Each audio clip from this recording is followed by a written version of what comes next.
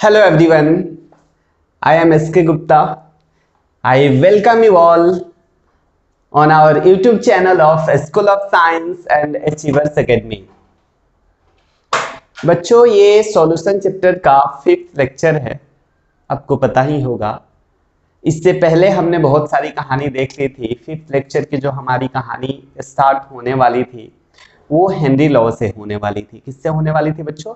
Henry law से। इससे पहले की कहानी मैं बहुत अच्छे से आपको समझा चुका हूं कि आपके पास लिक्विड, गैस और लिक्विड कैसे डिसॉल्व होते हैं, टेम्परेचर का उसका क्या इफेक्ट होता है। एक बार फिर भी मैं आपको थोड़ा बहुत रिकैप देने की कोशिश करता हूं, फिर हेनरी के स्टेटमेंट पे आते हैं। सही है, हमारे पास क्या था, देखिए बहुत सिंपल सा है। मैं हेनरी का इनडायरेक्ट वे में आपको स्टेटमेंट समझा देता हूं, सही है ना। इनडायरेक्ट वे में देखिएगा, बहुत सिंपल वे से समझाऊंगा कि हमारे पास सॉल्यूट होता था प्लस ऑफ सॉल्वेंट होता था, सही है ना। सॉल्वेंट होता था और क्या बनता था? सॉल्यूशंस बनता था।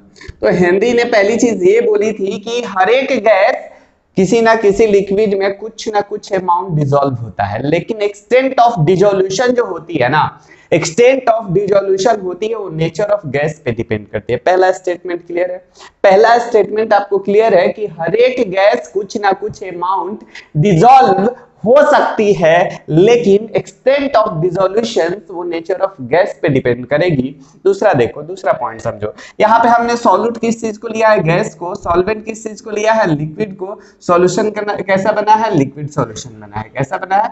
लिक्विड सॉल्यूशन बना है। अब यहाँ से मैं आपको पिछली क्लास में ये प्रूफ कर चुका हूं कि ये जो हमारे पास सॉल्यूशन अगर बनना है, अगर ये सॉल्यूशन फॉर्म हो रहा है तो 100% इसकी डेल्टा एच की वैल्यू निगेटिव होगी। 100% इसकी डेल्टा एच की वैल्यू निगेटिव होगी। दैट मींस एक्सोथर्मिक होगा। एक्सोथर्मिक होगा। ये बात समझ में आता है नहीं आता है? आता है ना बच्चों, एक्सोथर्मिक होगा। ये बात समझ आई? उसके बाद देखो, हमने ली चैटलियर प्रिंसिपल पढ़ा है। क्या पढ़ा है बच्चों? According to LCP, Le Chatelier principle हमने पढ़ा है। ली चैटलियर प्रिंसिपल को ध्यान से समझने की कोशिश करिएगा आप लोग। एलसीपी को ध्यान से समझने की कोशिश करिएगा। ये रिएक्टेंट है, ये प्रोडक्ट है ना। अगर आप इक्विलिब्रियम को डिस्टर्ब करते हो तो इक्विलिब्रियम एक्चुअली रिएक्शन ट्राई करता है फिर से इक्विलिब्रियम रीच करने के लिए, और ऐसे उस डायरेक्शन में शिफ्ट हो सकता है जिससे कि काउंटर एक्ट कर सके उसके इफेक्ट ऑफ चेंज को। जैसे मैंने क्या किया, ये रिएक्टेंट था, ये प्रोडक्ट था, सही है। रिएक्टेंट और ये प्रोडक्ट, रिएक्टेंट के अमाउंट हमने अगर बढ़ा दिया तो इसके इफेक्ट को कम करने के लिए रिएक्टेंट धीरे धीरे कम होगा, प्रोडक्ट धीरे धीरे बढ़ेगा। देखो रिएक्शंस किधर जा रही है? रिएक्शंस किधर जा रही है? आगे जा रही है क्या? आगे जा रही है क्या? जा रही है ना, आगे आगे जा रही है ना, क्योंकि रिएक्टेंट के अमाउंट कम हो रहा है, प्रोडक्ट के अमाउंट बढ़ रहा है, तो रिएक्शन फॉरवर्ड डायरेक्शन में जाती है। इतनी बात समझ में आती है क्या? ये ली चैटलियर बोलता है। फिर अगर रिएक्टेंट के अमाउंट अगर डिक्रीज कर देते हो तो रिएक्टेंट धीरे धीरे बढ़ना स्टार्ट होगा, प्रोडक्ट धीरे धीरे कम होना स्टार्ट हो गया, यानी कि रिएक्टेंट बढ़ रहा है ना तो रिएक्शन बैकवर्ड आएगी। इतनी बात समझ में आती है क्या? अरे बोलो हाँ यार। तो यहाँ पे देखो सॉल्यूट गैस है, तो गैस के लिए हम कॉन्सेंट्रेशन की तो बात कर ही नहीं सकते, तो किसकी बात करने वाले हैं? किसकी बात करने वाले? सोच के देखिए, प्रेशर की बात करने वाले हैं। गैस के लिए हम किस चीज की बात कर सकते हैं? लिक्विड के लिए तो हम कॉन्सेंट्रेशन का बात करते हैं, लेकिन गैस के लिए कॉन्सेंट्रेशन का भी बात कर सकते हैं और प्रेशर का भी। तो जनरली हम टर्म्स जो गैस के लिए यूज करते हैं वो प्रेशर में यूज किया करते हैं। तो सोचो आप कि अगर मैं इधर प्रेशर बढ़ाऊं तो प्रेशर अगर इंक्रीज करता हूं तो किसका प्रेशर इंक्रीज होगा? गैस का। गैस का यानी कि हमने अमाउंट बढ़ाया। क्या बढ़ाया बच्चों? गैस का हमने अमाउंट बढ़ाया। किधर साइड बढ़ाया? Reactant side. Reactant side gas का अमाउंट बढ़ाऊंगा तो रिएक्शन कहां जाएगी? फॉरवर्ड जाएगी। रिएक्शन फॉरवर्ड गई तो लिक्विड सॉल्यूशन बनेगा। यानी कि प्रेशर अप्लाई करने पे गैस की प्रेशर अप्लाई करने पे रिएक्शन फॉरवर्ड जा रही है तो लिक्विड सॉल्यूशन बन रहा है। इसका मतलब ये बोल सकते हो कि सॉल्युबिलिटी भी उसकी बढ़ रही है। यही तो स्टेटमेंट ऊपर में लिखा हुआ है। ध्यान से पढ़ो बच्चों।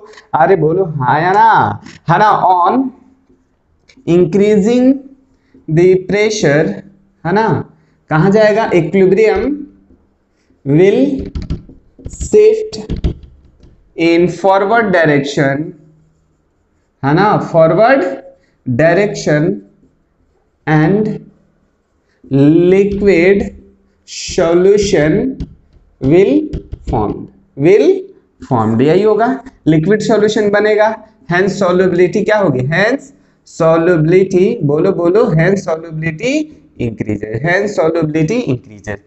अरे बोल सकते हो क्या, अरे बोल सकते हो क्या, बोल सकते हो ना, अरे हाँ या ना।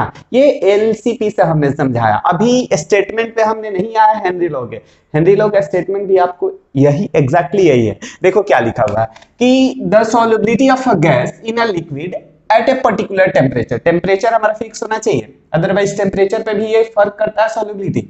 फिर is directly proportional to the pressure of gas, pressure of gas, है ना। यही तो हमने लिखा है कि प्रेशर आप अप्लाई करोगे तो सॉल्युबिलिटी बढ़ेगी, प्रेशर अप्लाई करोगे तो सॉल्युबिलिटी बढ़ेगी, यानी pressure directly proportional to the solubility of gas in liquid. यही बात है, अरे यही बात है क्या, अरे बोलो हाँ या ना, यही बात है या नहीं है, यही बात है ना बच्चों, बोलो हाँ या ना। क्लियर है क्या? तो पहली चीज आपको समझ आई, पहली चीज आपको समझ आई, और पल्ले भी पड़ा होगा, पल्ले भी पड़ा होगा। छाप डालिए इस स्टेटमेंट को, छाप डालिए। दूसरे वे से इसको समझाने की कोशिश करता हूं आप लोगों को। इक्विलिब्रियम का यहाँ मतलब क्या है, इक्विलिब्रियम का मतलब क्या है, यहाँ जल्दी से समझाने की कोशिश करता हूं, ध्यान से देखिए। हमारे पास क्या है आपको पता है, देखिए बहुत सिंपल है कहानी। हमारे पास ये वेट, हमने एक कंटेनर लिया, कंटेनर, इसमें हमारे पास लिक्विड है, क्या है बच्चा, लिक्विड है, लेकिन कुछ गैस भी है, लिक्विड है, और यहाँ पे हमारे पास पिस्टन है जिसपे वेट W1 है। क्लियर है, वेट W1 है, ये गैस था, ये कौन सा था, गैस मॉलिक्यूल। तो ऐसा नहीं है कि गैस गैस है, यहाँ पे कुछ गैस के मॉलिक्यूल्स डिजॉल्व है, सपोज 5 मॉलिक्यूल्स, 6 मॉलिक्यूल्स दिखाया कि 6 गैस के मॉलिक्यूल्स ये डिसॉल्व हुए हैं W वेट पे। अब यहां जब मैं प्रेशर बढ़ा दूंगा, प्रेशर बढ़ा दूंगा, वेट बढ़ा दिया, फोर्स बढ़ा दिया, तो प्रेशर बढ़ाया, तो प्रेशर बढ़ेगा, ये W1 तो था ही, हमने एक और W2 वेट रख दिया।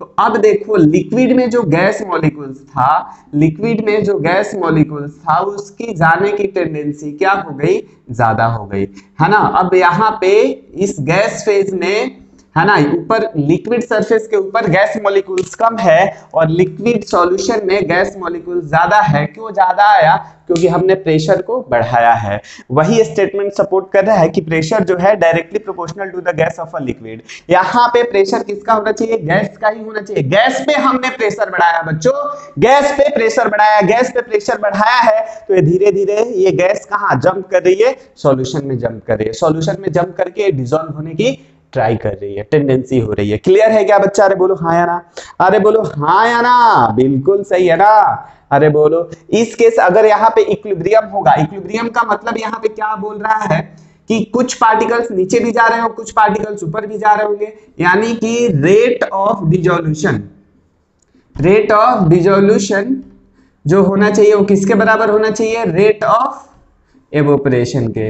रेट ऑफ डिसॉल्यूशन और रेट ऑफ एवोपरेशन के वक्त हम सॉल्युबिलिटी इन इक्विलिब्रियम बोला है ना बच्चों, इन इक्विलिब्रियम बोला है ना बच्चों। तो यहाँ पे हम रेट ऑफ डिसॉल्यूशन और रेट ऑफ एवोपरेशन जहां इक्वल हो जाएगा, उस समय हम बात करेंगे कि यहाँ पे मैक्सिमम कितना अमाउंट डिसॉल्व है, वही उसकी क्या होगी, सॉल्युबिलिटी होगी, वही उसकी सॉल्युबिलिटी होगी। क्लियर है क्या, अरे बोलो हाँ या ना, हाँ या ना, हाँ या ना, समझ आया क्या, हाँ या ना, समझ आया क्या। फटाफट छापिए, फटाफट छापिए।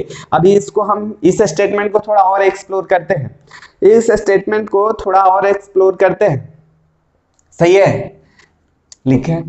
चलिए देखिए, अब हम बात करते हैं थोड़ी सी और, कि हमने क्या बोला सर कि प्रेशर जो है, प्रेशर जो है directly proportional to the amount of gases है, amount of gases in liquid, है ना, amount of gases in liquid solutions. सही है, यही है, जितना प्रेशर अप्लाई करोगे उतना ज्यादा गैसेस लिक्विड सॉल्यूशन में डिसॉल्व होगी। यही सिंपल सा हेनरी लॉ का मतलब है, यही। अमाउंट अब कुछ भी हो सकता है, अमाउंट मास भी हो सकता है, अमाउंट बच्चों यहाँ मास भी हो सकता है और अदर कंसंट्रेशन टर्म्स हो सकता है, अदर कंसंट्रेशन टर्म्स हो सकता है, सही है ना। ये भी आप स्टेटमेंट यूज करते हो, है ना। और यहाँ पे P डायरेक्टली प्रोपोर्शनल जो आप लोगों को बुक में देखने को मिलेगी वो X दिखने को मिलेगी। X यहाँ क्या रिप्रेजेंट कर रहा है, यहाँ लिख देता हूं बच्चों में, X क्या रिप्रेजेंट कर रहा है, X represents the solubility, X represents the solubility of gases in liquid solutions. आई बात समझ? यहाँ पे एक सॉल्युबिलिटी को रिप्रेजेंट कर रहा है और यहाँ पे ध्यान से देखिएगा बच्चों, ये जो सॉल्युबिलिटी को रिप्रेजेंट कर रहा है, यहाँ पे ये कॉन्सेंट्रेशन टर्म्स कुछ भी हो सकता है। कॉन्सेंट्रेशन टर्म्स यहाँ क्या हो सकता है बच्चों? कुछ भी हो सकता है। दैट मीन्स मैं बोल सकता हूँ कि यहाँ ये मोल फ्रैक्शन भी हो सकता है और मोलारिटी भी हो सकता है, मोलालिटी भी हो सकता है। सही है। अब ये अपने को सर कैसे पता चलेगा? कंफ्यूजन आएगा ना आपके दिमाग में, कंफ्यूजन तो आएगा ना सर कि ये क्या है, ये है क्या? एक्स कब अपने को मोल फ्रैक्शन लेना है, कब मास लेना है, कब अदर कंसंट्रेशन टर्म्स लेना है। आपको टेंशन लेने की जरूरत नहीं है, आपको बिल्कुल टेंशन लेने की जरूरत नहीं है। मैं सब कुछ बताने वाला हूं, देखो ध्यान से। P directly proportional to x लिखा, तो डायरेक्टली प्रोपोर्शनल हटाने के लिए कोई ना कोई कांस्टेंट तो आएगा ना बच्चा। तो P डायरेक्टली प्रोपोर्शनल हटाने के लिए क्या आया? KH into x। तो यहाँ पे K के यूनिट पे डिपेंड करता है ये x क्या है, K H के यूनिट पे डिपेंड करता है कि यहाँ x क्या है। अगर KH की यूनिट प्रेशर के इक्वल हो गई, इफ मैं लिख देता हूं, if unit of KH equal to unit of pressure, then x is unitless। और x यूनिटलेस हो गया, x यूनिटलेस हो गया तो यहाँ एक ही यूनिटलेस कॉन्सेंट्रेशन टर्म्स है। दैट मींस वो x क्या होगा फिर? x इज अ, फिर क्या बोल सकते हो? x is a mole fraction. यहाँ पे क्या होगा? x is a mole fraction. तो यहाँ KH की यूनिट से आप बता सकते हो कि यहाँ कौन सा कॉन्सेंट्रेशन टर्म्स है।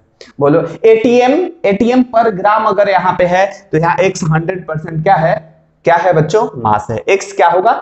100% मास होगा। क्लियर है क्या? बात समझ में आ रही है? क्योंकि ग्राम ग्राम कट जाएगा और ATM दोनों की यूनिट इक्वल हो जाएगी। बात समझ आता है क्या? यहाँ KH को हम क्या बोलते हैं? ध्यान से सुनिए, KH को हम क्या बोलते हैं? यहाँ हेनरी कांस्टेंट बोलते हैं। क्या बोलते हैं बच्चों? हेनरी कांस्टेंट बोलते हैं। KH को यहाँ हम हेनरी कांस्टेंट बोलते हैं। ध्यान से याद रखिएगा आज से, KH को हम क्या बोलते हैं? हेनरी कांस्टेंट बोलते हैं। बहुत लोग के दिमाग में ये डाउट्स आया होगा कि सर हम इसको रिवर्स स्टेटमेंट नहीं लिख सकते हैं क्या? इसको हम रिवर्स नहीं लिख सकते हैं क्या? लिख सकते हैं बच्चों। x directly proportional to p, तो x इक्वल टू क्या आएगा? k dash p। But kh और k डैश में क्या रिलेशन होगा? सोच के देखो, k डैश इक्वल टू क्या होगा? 1/kh होगा। k dash equal to 1/kh होगा। बात समझ में आती है ना? बस यहाँ जो कांस्टेंट है, प्रोपोर्शनलिटी कांस्टेंट, वो बस चेंज हो जाएगा, 1/kh हो जाएगा, 1/kh हो जाएगा। 1/kh करोगे तो p इक्वल टू kh ही तो आएगा, p equal to kh into x आएगा। यानी यही रिलेशन आएगी।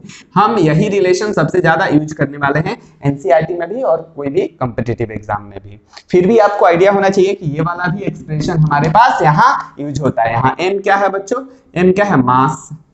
m क्या है? यहाँ मास है, तो मास वाला भी यूज होता है। जब रेशियो लेना होता है तो k वैसे भी कांस्टेंट कट जाएगा, तो मास के साथ भी हम डील कर सकते हैं। क्लियर है? जल्दी बताइए। यानी रेशियो यहाँ लेना होगा, जैसे मैं ले लेता, पहले छाप डालिए, उसके बाद मैं बता ही देता हूँ इस रिलेशन को थोड़ा एक्सपेंशन करके। फटाफट करिए बच्चों, फटाफट करिए। सेम गैसेज के लिए अगर मैं बात करूं, सेम गैसेज के लिए अलग अलग मास की अगर बात करूं, सॉरी सेम सॉल्वेंट में अलग अलग गैसेस डिसॉल्व करते हैं तो कितना मास डिसॉल्व हो सकता है उसकी बात कर लेते हैं। देखो यहां से मैं क्या लिख सकता हूं? बताइए। P equal to K। Same अगर हमारा सॉल्वेंट है, KH हमारा सॉल्वेंट पे डिपेंड, सॉरी KH हमारा गैसेस पे डिपेंड करता है, KH हमारा गैसेस पे डिपेंड करता है, नेचर ऑफ गैसेस पे अभी हम डिस्कस करेंगे। यहाँ K इंटू हमारे पास M आया, बोलो आया ना? K इंटू M आया। KH क्यों नहीं लिखा? KH की यूनिट ATM होती है, तभी उसको हेनरी कांस्टेंट बोलते हैं। सही है? तो K इंटू M लिखा, तो यहां से P1 upon P2 equal to क्या लिख सकता हूं? K into M1 into M2। तो K से K कैंसिल हो जाता है, P1 upon P2 equal to M1 upon M2 लिख सकते हो। ये रिलेशन हम यूज करते हैं बहुत जगह पे, तो टेंशन लेने की जरूरत आपको बिल्कुल नहीं है। एनसीईआरटी एक बार सीबीएसई में इस पे क्वेश्चन पूछा भी है, तो आप ज्यादा कंफ्यूज नहीं होना। सॉल्युबिलिटी को हम मास से भी रिलेट कर सकते हैं। क्लियर है? अरे बोलो हाँ ना। चलो आगे देखते हैं, आगे बच्चा देखते हैं। छाप डालिए इसको, आज ही छापना है, आज ही छापना है आपको। अरे बोलिए, छाप डाले क्या? बिल्कुल छाप डाले ना। तो थोड़ा आगे बढ़ते हैं, बढ़ा जाए। अरे बोलो बढ़े। चलो अब हम बात करते हैं ये किस चीज पे डिपेंड करता है। पहले चीज आपको पता होना चाहिए कि एवरी गैसेज और सॉल्वेंट के लिए हमारे पास KH की वैल्यू क्या होगा बच्चों, KH की वैल्यू डिफरेंट होगी। एवरी गैसेज, यहां पे हम क्यों नहीं लिख सकते थे KH के टर्म में, आप सोच रहे होंगे कि सर ऐसा भी तो लिख दो, P equal to KH into x लिखा है ना सर, तो ऐसा भी तो लिख दो P1 upon P2 equal to X1 upon X2 लिख सकते हो। लिखने के लिए तो लिख दो बच्चों, लेकिन यहाँ पे टेम्परेचर भी सेम होना चाहिए, गैसेज भी सेम होना चाहिए, सॉल्वेंट भी सेम होना चाहिए, तब जाके आप लिख सकते हो, अदरवाइज नहीं लिख सकते हो। क्लियर है? तो ये इक्वेशंस आप आसानी से नहीं लिख सकते हो, क्योंकि यहाँ पे मैं नोट में पॉइंट लिख रहा हूं, ध्यान से सुनिएगा। नोट में पॉइंट क्या है, KH is different, KH is different for every gases solvent at a particular temperature। Particular temperature पे KH की वैल्यू अलग अलग हो सकती है अलग अलग गैसेज के लिए। आ गई क्या बात समझ आ रहे, बोलिए हाँ या ना, आ गई क्या? अरे बोलो आ गई क्या बात समझ, इतनी बात समझ आई क्या? चलो एक और पॉइंट यहां देता हूं, हमने अभी क्या पढ़ा, P जो है डायरेक्टली P इक्वल टू ऐसा लिख देता हूं KH into x, x solubility को रिप्रेजेंट कर रहा था, तो x इक्वल टू क्या हो जाएगा, P अपॉन KH हो जाएगा क्या? अरे बोलो हाँ या ना। अगर if value of KH increase होती है, इफ KH इंक्रीज होती है, KH की वैल्यू इंक्रीज हो रही है, यानी कि x की वैल्यू डिक्रीज होगी, यानी x क्या है, सॉल्युबिलिटी, तो सॉल्युबिलिटी भी क्या होगी, बोलो सॉल्युबिलिटी भी डिक्रीज होगी। आया क्या? If KH increases then solubility decreases, if KH increases then solubility decreases। ये 100% अपने दिमाग में आज से डाल लो बेटा। कहां से लाया? यहीं से लाया। कोई रॉकेट साइंस हमने नहीं यूज की, कोई भी रॉकेट साइंस हमने यूज करने की कोशिश नहीं की है। आया क्या? अरे बोलो आया क्या? आया ना? आगे देखते हैं, आगे देखा जाए।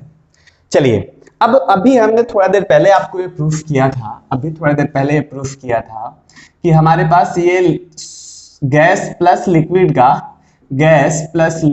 का मिलकर ये सॉल्यूशन देता है, और ये रिएक्शन कैसा था, एक्सोथर्मिक था। कैसा था? एक्सोथर्मिक था।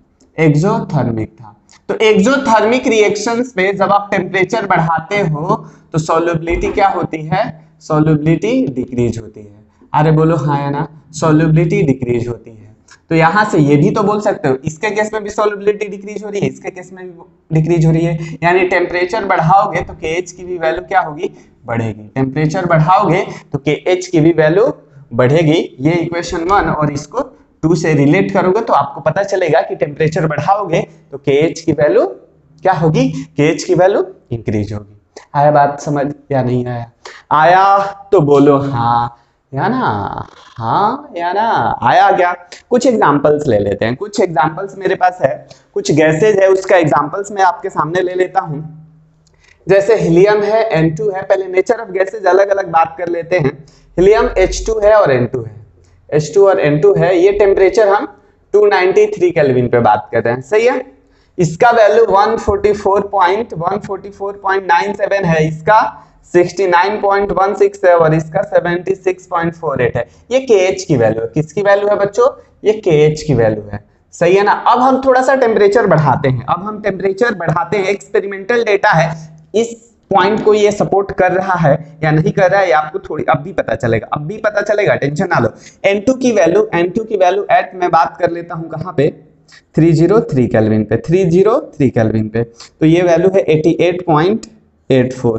क्या आपको दिखाई दे रहा है कि इससे वैल्यू ज्यादा है? क्या इससे ज्यादा दिखाई दे रहा है वैल्यू? यानी टेम्परेचर बढ़ा रहे हैं तो KH की वैल्यू क्या हो रही है, बढ़ रही है। KH की वैल्यू क्या हो रही है बच्चों, बढ़ रही है। बात समझ आया? अरे बोलो हाँ या ना, आया बात समझ? बिल्कुल आना चाहिए। अब सुनिए इसमें और थोड़ी सी पॉइंट बताता हूँ। एक ग्राफ बता देता हूँ बच्चों, ग्राफ भी आपके लिए बता देता हूँ, है ना। P वर्सेस X का, किसका बच्चों, प्रेशर ऑफ गैस, है ना, वर्सेस सॉल्युबिलिटी, किसका, सॉल्युबिलिटी तो x ही था, तो ये y इक्वल टू mx का ग्राफ कैसा होता है, straight line passing through origin. मैं लिख देता हूं, straight line passing through passing through origin. ध्यान से सुनिएगा, ध्यान से सुनिएगा। यहाँ straight line passing through origin. यहाँ पे हमारे पास क्या है, P इक्वल टू के एच इंटू एक्स। ये एक्स एक्सिस पे है, P वाई एक्सिस पे है, तो के एच क्या होगा, स्लोप। इसका जो स्लोप होगा बच्चों क्या होगा, के एच होगा। स्लोप क्या होगा, के H. That means Henry constant होगा, हेनरी कांस्टेंट होगा। आया बात समझ या नहीं आया, आया बात समझ या नहीं आया, आया ना। छाप डालिए इसको भी, छाप डालिए इसको भी, छाप डालिए बेटा इसको भी। अभी देखो हमने ये वाला पॉइंट प्रूफ किया कि हायर टेम्परेचर पे केएच की वैल्यू ज्यादा होती है। केएच की वैल्यू ज्यादा होगी तो सॉल्युबिलिटी क्या होगी, सॉल्युबिलिटी क्या होगी बच्चों, डिक्रीज होगी। सॉल्युबिलिटी क्या होगी, डिक्रीज होगी। क्लियर है, सॉल्युबिलिटी डिक्रीज होगी। इसी के वजह से जो एक्वेटिक स्पीसीज होती है वो ज्यादा कंफर्ट फील करती है कोल्ड वेदर में रेदर देन हॉट वेदर में। क्यों, क्योंकि वहां पे डिसॉल्व जो गैसेज है, ऑक्सीजन है, कोल्ड वेदर में ज्यादा होगी rather than hot weather. Hot weather में डिसॉल्व ऑक्सीजन की अमाउंट कम होगी तो वो अच्छे से ऑक्सीजन इनहेल नहीं कर पाएंगे, तो इनसफिशिएंट ऑक्सीजन होगा तो उनका सेल का फंक्शनिंग जो होगी प्रॉपर नहीं होगी। फूड एक्चुअली आपको पता है ना कि हम ऑक्सीजन प्रॉपर ना लें तो हमारा सेल का ग्रोथ प्रॉपर नहीं होगा। इसके वजह से एक्वेटिक स्पीसीज, सेम केस है, एक्वेटिक स्पीसीज हमारे पास ज्यादा बेटर किस वेदर में फील करती है, कोल्ड वेदर में रेदर देन हॉट वेदर में। आया बात समझ, अरे बोलिए हाँ या ना, आया क्या, अरे बोलिए हाँ या ना, आ गया ना बच्चा लोग, आ गया तो पहले फटाफट छाप डालिए, फिर हम बात करने वाले हैं आगे की तरफ, जल्दी बात करते हैं। चलो बच्चों अभी हम लिमिटेशन पे बात करते हैं कि लिमिटेशन हेनरी लॉ का क्या है और इसका एप्लीकेशंस क्या है। बहुत ज्यादा इसके डिटेल्स में जाने की जरूरत नहीं है। बोर्ड में हेनरी लॉ का डेफिनेशंस, एक्चुअली स्टेटमेंट पूछा जा सकता है, उसका मैथमेटिकल इक्वेशन पूछा जा सकता है, बाकी एप्लीकेशन पूछा जा सकता है। तो ज्यादा आपको टेंशन लेने की जरूरत नहीं, इस पे न्यूमेरिकल्स आएगा, वो कैसे आएगा वो भी मैं आपको डिस्कस करूंगा। देखिए सबसे पहला लिमिटेशन की अगर बात करें तो सबसे पहला पॉइंट है कि pressure of gas is not too high and temperature is not too low. ये जो हमारा कंडीशन है वो रियल गैसेज का है। किसका है बच्चों, ये रियल गैसेज का है। तो रियल गैसेज के लिए हमारे पास हेनरी लॉ वैलिड नहीं है। किसके लिए वैलिड है बच्चों, है ना, वैलिड किसके लिए है बताइए, वैलिड किसके लिए है, आइडियल गैसेस के लिए हमारे पास बेसिकली वैलिड होता है, या जो टेंड्स टू आइडियल शो करते हैं बिहेवियर, उसके लिए वैलिड है। फिर हमारे पास द गैसेज ऐसा नहीं होना चाहिए कि सॉल्वेंट में डाला तो उसका कंपाउंड कुछ बना लिया या उसका डिसोसिएशन और एसोसिएशन हो गया। जैसे अमोनिया है, अमोनिया को हमने पानी में डाला तो अमोनियम हाइड्रोक्साइड बना दिया। थोड़ी देर बाद अमोनियम हाइड्रोक्साइड जो है ये डिकम्पोज होकर NH4+ आयन और OH- में हो गया। तो ये डिकम्पोज हो गया, ब्रेक डाउन हो गया, तो ये सॉल्युबल नहीं हुआ। बात समझ में आ रही है ना। इधर देखो, फिर HCl हमारे पास वाटर के साथ रिएक्ट किया तो HCl एक्वस बनाया। यही HCl पानी में ज्यादा देर तक रहेगा तो H+ अलग दे देगा, Cl- अलग दे देगा, H+ अलग दे दिया, Cl- अलग दे दिया। तो ये सॉल्युबिलिटी को हमारा यहाँ पे ये सॉल्युबिलिटी अप्लाई नहीं होती है। हेनरी लॉ का इक्वेशन यहाँ पे तो अप्लाई नहीं होगी। बात समझ आया, क्लियर है। यहाँ पे नॉन रिएक्टिंग गैसेस ही अप्लाई कर सकते हैं। जैसे N2 गैस को हमने पानी में डाल सकते हैं, अपन लोग N2 को पानी में डाल सकते हैं, CO2 को पानी में डाल सकते हैं, है ना, O2 को पानी में डाल सकते हैं, O2 तो ऐसे भी रहता है डिसॉल्व, और भी हीलियम गैसेस है। ये सारी चीजें रिएक्ट नहीं करती है, जो पानी के साथ रिएक्ट नहीं करेंगी उसको हम आसानी से यूज कर सकते हैं। पल्ले पड़ा, चलो आगे देखते हैं।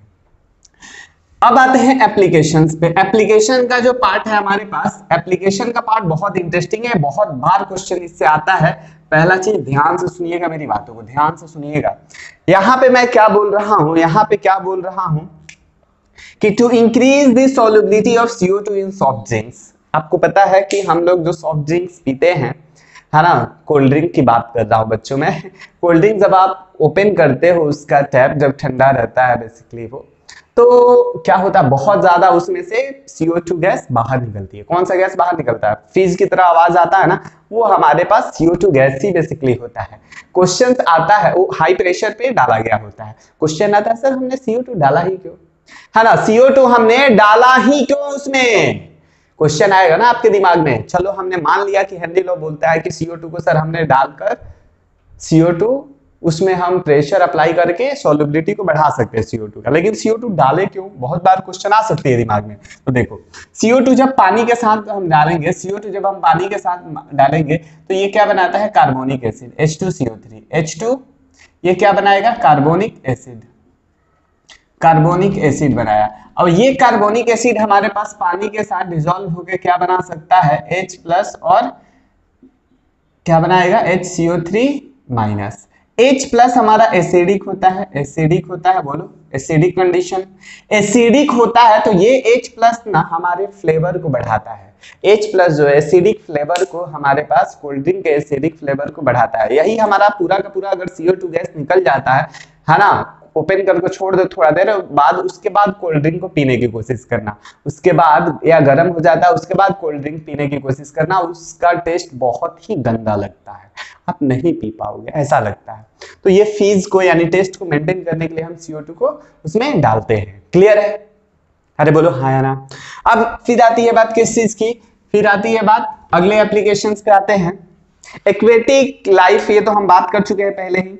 दो एप्लीकेशन हो गया, scuba diving. Scuba diving cylinder की बात करें तो उसमें क्या क्या होता है बच्चों, क्या क्या होता है बोलिए।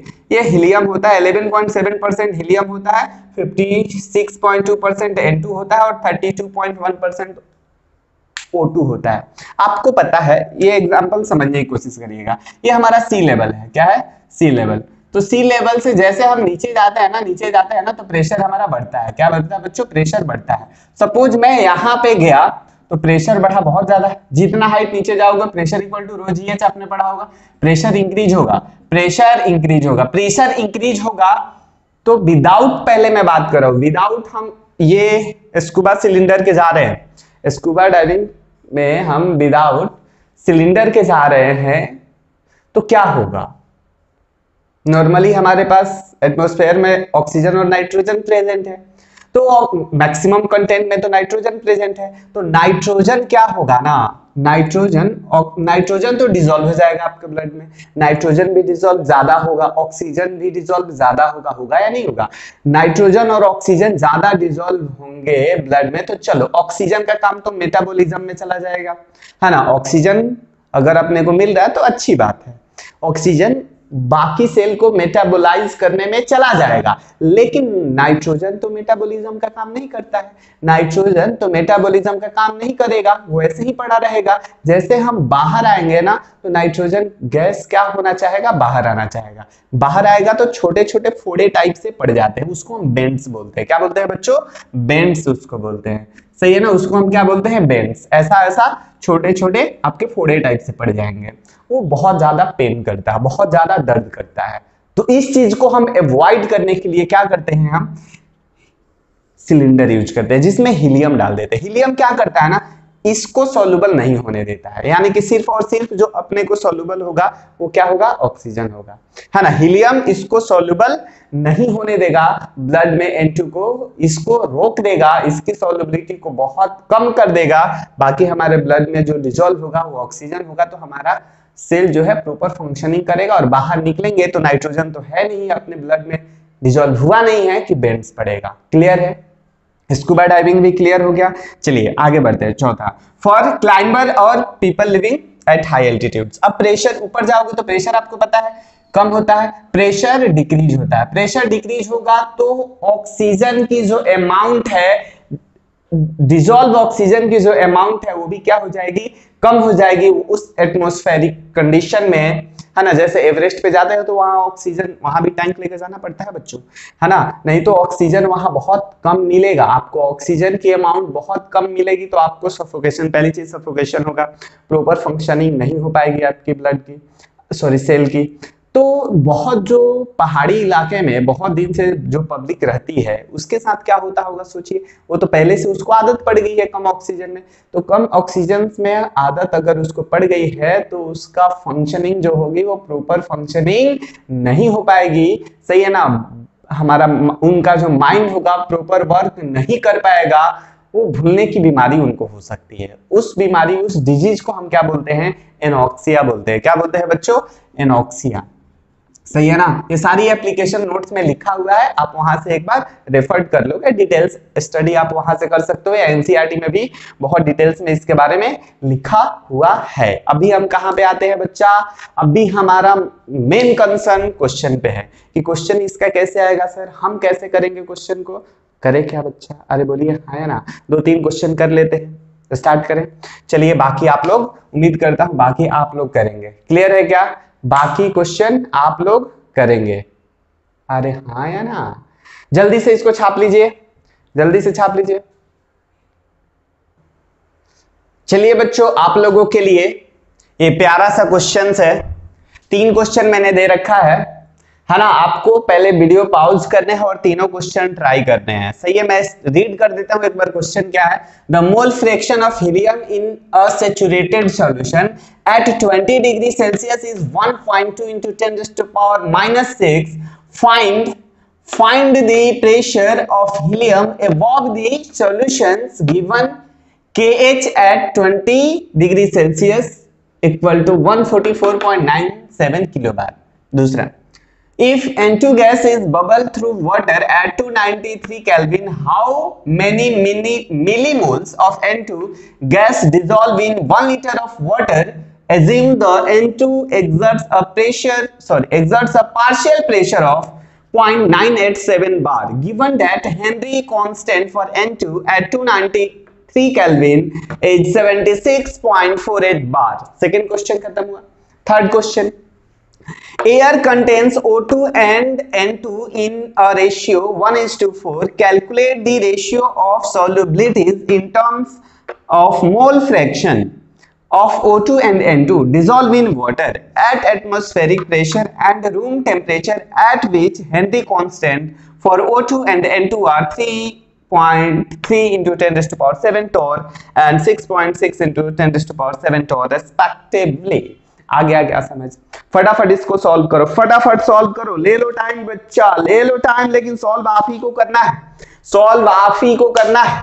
हो जाएगा क्या, अरे होगा क्या, आप ही से होगा, आप ही से होगा, सही है। चलिए देखते हैं पहला क्वेश्चन, उम्मीद करता हूं आप लोगों ने कर लिया होगा, सही है। पहला क्वेश्चन, क्वेश्चन नंबर 1 की बात करते हैं।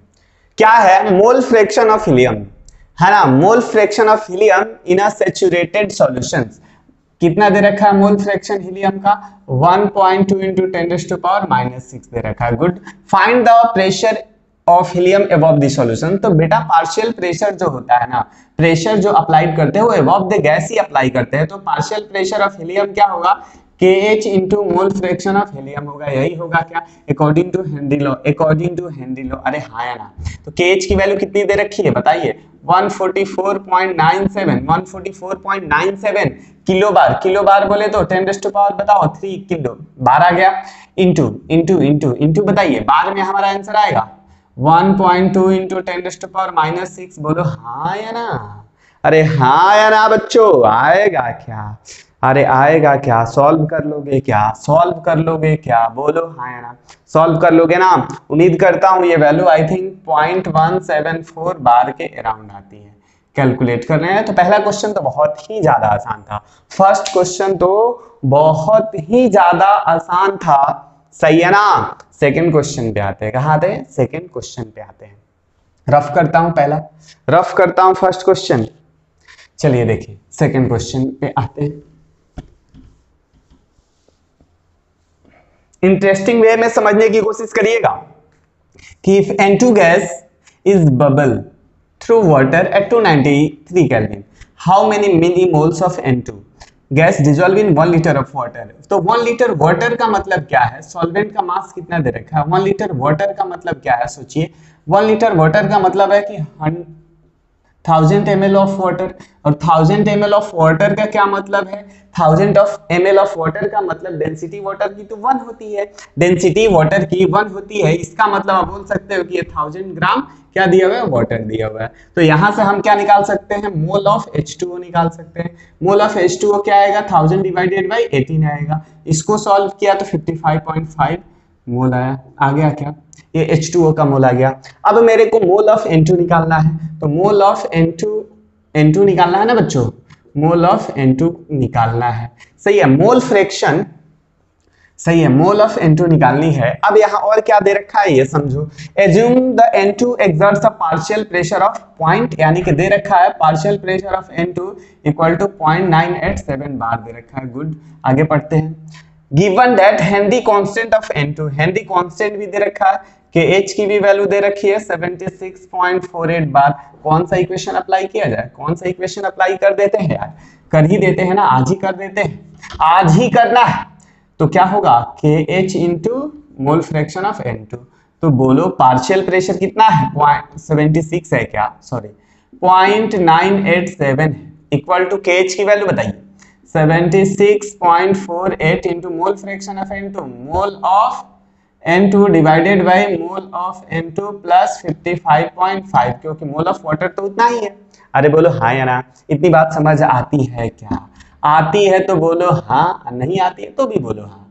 तो यहां से जब हमने सॉल्व किया तो ये क्या आया, 0.987 मोल ऑफ N2 प्लस 0.987 इंटू 55.5, ये जस्ट इधर हमने ले लिया, equal to 76.48 mole of N2 आएगा। अरे बोलो हाँ या ना, बोलो आएगा क्या, अरे बोलो आएगा क्या, अरे हाँ या ना। आज ही आपको बताना है, आज ही बताना है, बता सकते हो क्या, बता सकते हो क्या। अब यहाँ पे एक चीज और आप एज्यूम कर सकते हो, अदरवाइज एग्जैक्ट कैलकुलेशन तो आप N2 की तो वैल्यू निकालनी है, मोल ऑफ N2 की ही तो वैल्यू निकालनी है सॉल्व करके, या थोड़ा सा कैलकुलेशन को सिंप्लीफाई करने के लिए यहाँ पे हम क्या एज्यूम कर सकते हैं, क्या एज्यूम कर सकते हैं आप, अदरवाइज इसको पूरा सॉल्व करेंगे तो N2 आएगा, मोल ऑफ N2 नो डाउट। यहाँ पे मैं थोड़ा सा सिंप्लीफाई करने के लिए देखता हूं कि ये वैल्यू जो है 55.5 के रेस्पेक्ट में जो मोल ऑफ N2 आएगी ना, बहुत कम आएगी, बहुत ही कम आएगी, सही है ना, mole fraction N2 actually N2 की। तो हम मान लेते हैं कि मोल ऑफ H2 जो है वेरी वेरी ग्रेटर होगा than the mole of N2, ये हम एज्यूम कर सकते हैं, क्योंकि KH की वैल्यू भी 76.48 है, डिवाइड करोगे इससे तो मोल फ्रैक्शन देखो बहुत छोटा आ रहा है, तो मोल ऑफ N2 डेफिनेटली बहुत छोटी होगी। वैसे भी मिली में आएगा तो हम नेग्लेक्ट कर ही सकते हैं 55.5 के रेस्पेक्ट में। तो जैसे हमने किया तो यहाँ 0.987 इक्वल टू क्या लिख सकते हो, 76.48 मोल ऑफ N2 डिवाइडेड बाय 55.5।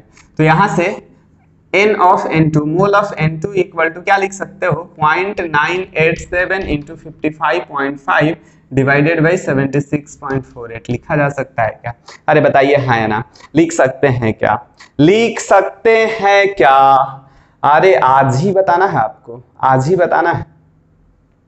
एक चीज बच्चों यहाँ और कुछ गड़बड़ हुआ है क्या, एक बार देख लीजिए आप लोग, गड़बड़ तो मेरे हिसाब से नहीं होना चाहिए, फिर भी चेक कर लीजिए। हाँ एक गड़बड़ यहाँ पे ये हुआ है, डेटा सुन लीजिए, यहाँ बार नहीं किलो बार दिया हुआ है, किलो बार दिया हुआ है, तो यहाँ पे भी आप क्या करेंगे, किलो बार करेंगे, सही है, किलो बार करेंगे, तो यहाँ तो और ज्यादा ये वैल्यू हो जाएगी, किलो बार करोगे तो ये 480 होगा, तो ये भी लिखोगे 480 लिखोगे, बात समझ में आती है ना, तो 480। अरे बताओ, अब देखो मोल ऑफ N2 तो बहुत ही छोटी हो गई, मोल ऑफ N2 क्या हो गई बच्चों, बहुत ही छोटी हो गई। क्या इसको आप सॉल्व नहीं कर लोगे, क्या इसको आप सॉल्व नहीं कर लोगे बच्चों, सॉल्व करोगे तो ये बेसिकली 71.59 इंटू 10⁻⁻5 मोल के आसपास आती है ना, 71.59 इंटू 10⁻, क्या आती है बच्चों, -5 मोल आती है। जब मिली मोल में हमने कन्वर्ट किया, मिली मोल में कन्वर्ट किया, तो यहाँ पे लिख सकते हो 71.59 इंटू 10⁻⁻2 मिली मोल। इसी चीज को क्या लिख सकते हो, 0.7159 मिली मोल ऑफ N2। देखो बहुत ही छोटा नंबर है, तो ऐसा हम कैलकुलेशन से यहाँ कर सकते हैं, बात समझ आया। पहला, दूसरा क्वेश्चन भी आ गया आपको समझ, दूसरा क्वेश्चन भी हो गया ना, आ गया ना समझ। चलो तीसरे क्वेश्चन पे भी आ जाते हैं। तीसरा क्वेश्चन भी बच्चों हम सॉल्व कर ही लेते हैं, क्यों आपके लिए छोड़े, आपके लिए नोट्स में क्वेश्चंस होगा वो करिएगा, मैं आपके लिए वर्कशीट देने वाला हूँ वो करिएगा, बहुत मजा आएगा, बहुत ही ज्यादा मजा आएगा, बहुत ही ज्यादा मजा आएगा। सुनिए, कहाँ चलते हैं, कहाँ चलते हैं बताइए, आज ही बताना है, आज ही बताने वाला है। पीछे वाला सोच रहा है सर बताना क्या है, पहले ये तो बता दो। पीछे वाला सोच रहा है सर बताना क्या है, यही बता दो आप। आज नालायक को आंसर बताना है, कुछ और नहीं। देखो air contains O2 and N2 in the ratio 1:4। तो सबसे पहले 1:4 ऑक्सीजन और नाइट्रोजन का जो रेशियो है 1:4 का है। तो यहां से मैं क्या निकाल सकता हूं, मोल फ्रैक्शन ऑफ O2 निकाल सकता हूं 1/5 इक्वल टू 0.2।